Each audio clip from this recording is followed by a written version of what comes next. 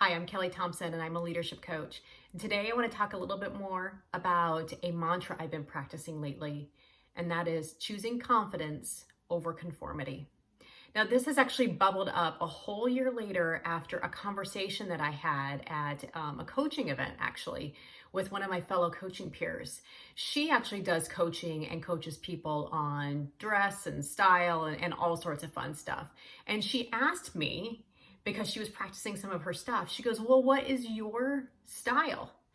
And at the time, I just kind of had to give her the, I don't know.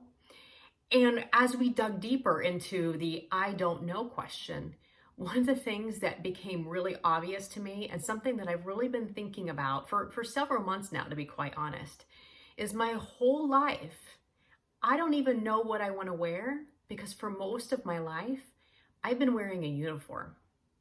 I went to Catholic school. And so for the first however many years of my life, up until my sophomore year, I had to wear plaid, green, navy, and white plaid with a white shirt. Then when I got to public school, I had this whole other craziness happen where I had to dress and I had to wear certain brands because certain brands were cool and all that sort of good stuff. When I got into the workplace, I worked for a bank and we had a very strict dress code. So I had certain uniform guidelines that I had to follow in order to make sure that I didn't get dress coded or to make sure that I fit in.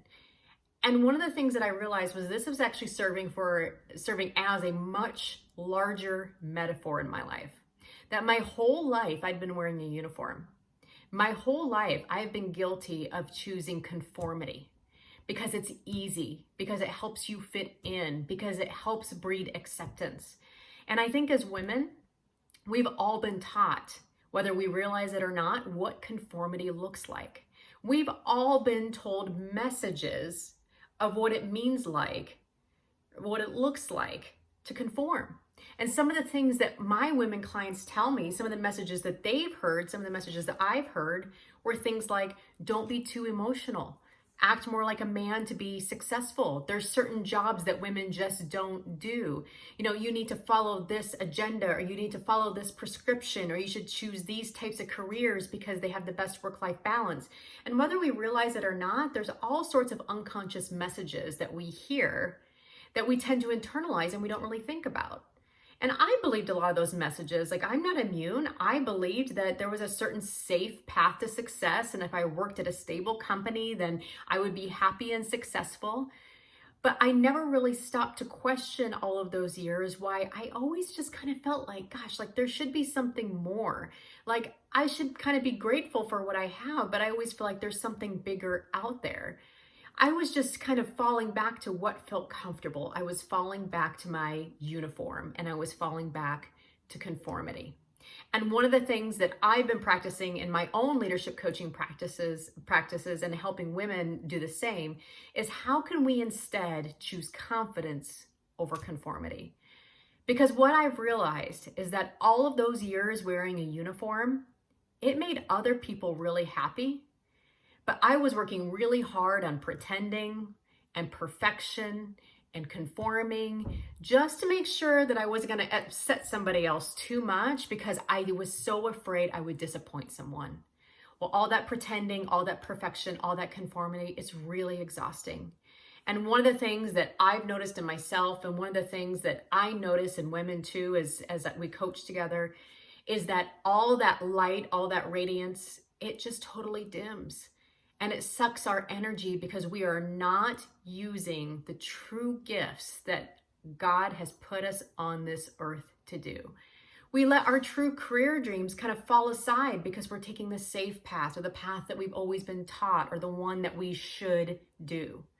But all of these shoulds get super exhausting. So I have two questions for you to consider today, and that's quite simple.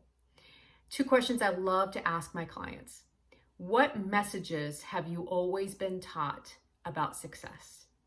Or you could frame it as, what message have you always been taught about how you should be showing up at work? And is that message true? Who would you be if you couldn't believe that's the way you were supposed to move forward? The second question I want you to think about, and maybe it's a good thing to journal, or you can drop your response in my online Facebook group, but that is If you are your most creative and confident self, if you were free to be your most creative and confident self, what would you do? What would you try? When I ask that question, typically just everything comes out. Oh, I would do this and I would try this and I would start that and I'd articulate this idea and I'd build this and I'd create that. That is so much closer to your truly and essential confident self and getting you further away from that uniform that you've been putting on so long so that you could conform to make someone happy. So I'd love to hear what you would do as your most creative and confident self and hear what messages you've been believing that maybe aren't serving you any longer. Maybe it's time to take off the uniform. If you want to learn more about my programs, you can find me at kellyraythompson.com or you can join my online social media at Kelly Ray Thompson.